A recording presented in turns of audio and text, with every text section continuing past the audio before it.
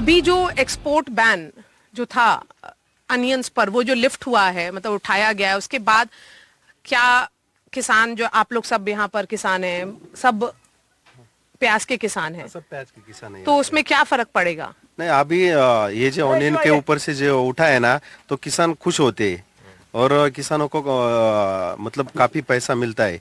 मगर जब ये हटता नहीं ना, बयान रहता है ना, तो किसान काफी परेशान रहते हैं, क्योंकि किसानों को ये खेती में बहुत मतलब रात को दिन को पानी भर के ये प्याज उगाते हैं और मतलब सब तकलीफ करके ये होता है, तब जाके वो बाजार में मंडी में ये ले जाता है प्याज। और उसी प्याज का जब दाम कम होता है तो किसानों को मतलब उनका जो खेती का जो दाम होता है वो भी पूरा नहीं होता, इसलिए किसान बहुत परेशान रहते हैं। जब ऐसा हटता है बयान तो किसानों को भी काफी पैसा मतलब अच्छा पैसा मिलता है। कितना उनका फर्क पड़ जाता है अगर बैन के टाइम जब होता है और बैन उठाने के बाद? तो अभी अभी बयान जब रहता है तब किसानों को क्या मतलब कम मतलब 500-600 रुपए करके मार्केट से वो लेते हैं। प्याज स्टोरेज करना पड़ता और प्याज स्टोरेज करना पड़ता है, फिर जब तो ये हो जाता है, सड़ जाता है, मतलब खराब होता है, खराब हो जाता है। इससे किसान का नुकसान होता है बहुत सारा। और ये बैन हटता है तो प्याज चालू चालू में जाएगा, उसका वजन घटता नहीं, अच्छा अच्छे से मार्केट में जाएगा, अच्छे से मार्केट में जाएगा तो पैसा भी अच्छा मिल जाएगा। बाकी कुछ नहीं, लेकिन मुझे ये बताएं आप बहुलाल जी कि जो अभी जो ये हुआ है वो चुनाव के समय हुआ है, तो यहाँ का किसान को ये लगता है कि ये चुनाव से है संबंधित या ये ठीक फैसला है? किसान को ऐसा कोई जरूरत नहीं है, चुनाव के मामले में हुआ है कैसा हुआ, लेकिन जो हटना चाहिए तो हट गया तो बहुत अच्छी बात है। ये हट गया इसी बहुत अच्छी बात है। तो फर्क नहीं पड़ता कि चुनाव पर एक महीना 1.5 महीना पहला उठ जाता तो बहुत अच्छा हो जाता, लेकिन चलो कोई बात नहीं, इलेक्शन हो या कुछ भी हो, लेकिन हट गया ये बहुत अच्छा हो गया। और ये रेगुलर होना चाहिए किसान के लिए। इससे तो ये आप अभी पीछे देख रहे हैं, अभी जब हटा नहीं था तो हम स्टोरेज कर रहे थे ये प्याज, अब स्टोर कर रहे थे हम, लेकिन अब स्टोर हुआ, बयान हट गया है तो हम मार्केट में भेज देंगे अभी प्याज थोड़ा तो सा। अब मुझे ये बताएं कि इस बार चुनाव में सबसे बड़ा मुद्दा क्या है किसानों के लिए?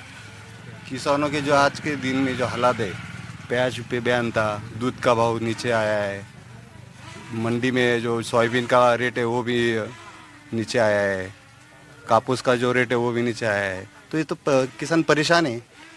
और चुनाव जुमला है ये, अभी इन्होंने जो प्याज का बैन पीछे लिया है, वैसे भी ऐसा सुना जाता है, ठीक क्या है वो पता नहीं है, कि वो जो वाइट प्याज है गुजरात का, उसका ही वही 2000 मैट्रिक टन का ही निर्यात का परमिशन मिली है।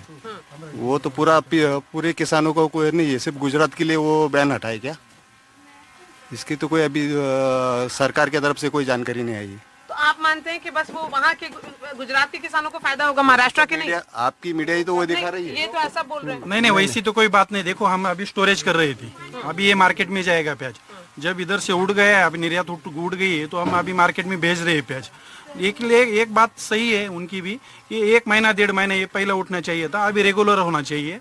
ये इलेक्शन वगैरह तो कुछ हम किसान जानते नहीं, लेकिन अभी जो उड़ गया है तो वो सही बात है। नहीं, उनका जो कहना था ना गुजरात के किसानों के लिए हटा है, वो परसों दो दिन पहले कोई किसी न्यूज़पेपर में बातमी आई थी, क्या गुजरात का जो सफेद मतलब व्हाइट प्याज है उनको निर्यात कर रहे हैं और बाकी किसानों का जो है हमारे नासिक या अदर महाराष्ट्र का मतलब उधर सब व्हाइट प्याज नहीं ये होता। हाँ, तो इस बार चुनाव में किसान किसके साथ है इस बार? क्योंकि एक एनडीए है, एक महायुति है और दूसरे तरफ महाविकास आघाड़ी। जो सोयाबीन को भाव देगा, जो हमारे प्याज को भाव देगा, जो हमारे किसान के दूध को भाव देगा, उसके साथ हम रहेंगे।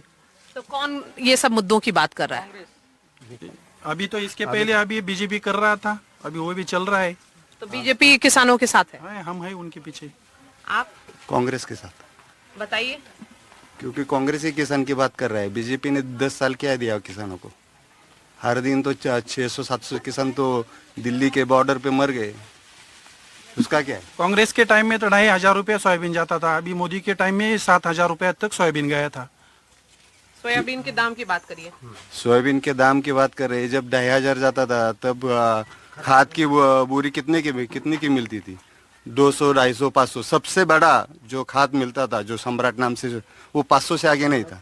आज वही खाद 2,500 3,000 है। जब आदमी लोग बढ़ रहे, लोक संख्या बढ़ रही, तो थोड़ा फार भाव ये बढ़ जाएगा। हम जब सुबह सुबह कांग्रेस के टाइम में गैस टंकी सिन्नर में लेने के लिए जाते थे तो 8 बजे नंबर लगाते थे, शाम को 4:30 बजे टंकी मिलती थी हमको।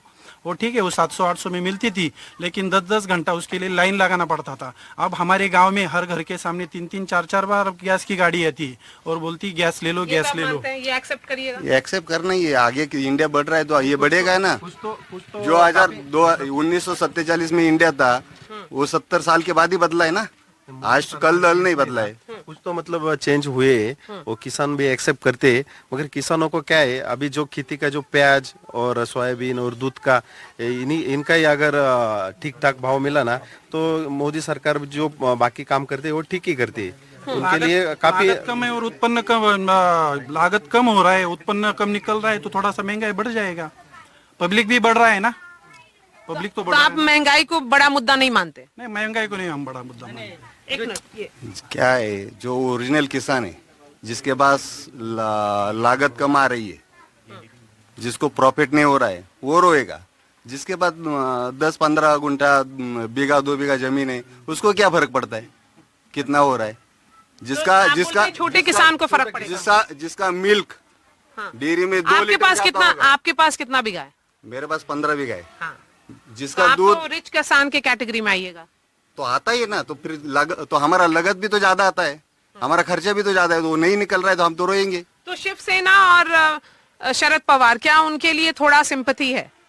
उद्धव ठाकरे के लिए क्या थोड़ा सा एक है कि सही नहीं हुआ? हाँ नहीं, उनके खिलाफ मतलब उनके बाजू में सिंपत्ति है कि वो किसानों की बात करते हैं और किसानों के प्रधानमंत्री किसान की बात करते हैं। प्रधानमंत्री भी किसानों की बात करते हैं, पर किसान जब जो निर्यात का बार बार वो बंद करते तो किसान परेशान में होते हैं ना। 10 साल में कितने दिन निर्यात प्रधानमंत्री अगर किसान के बाजू में बोलते तो इसीलिए वो 6-6 हजार रुपया 12-12 हजार रुपया किसान को पेंशन चालू किया है ना। उनको किसान के हित में कुछ लगता है इसलिए पेंशन चालू किया है उन्होंने, वो तो बात है ना ऐसा।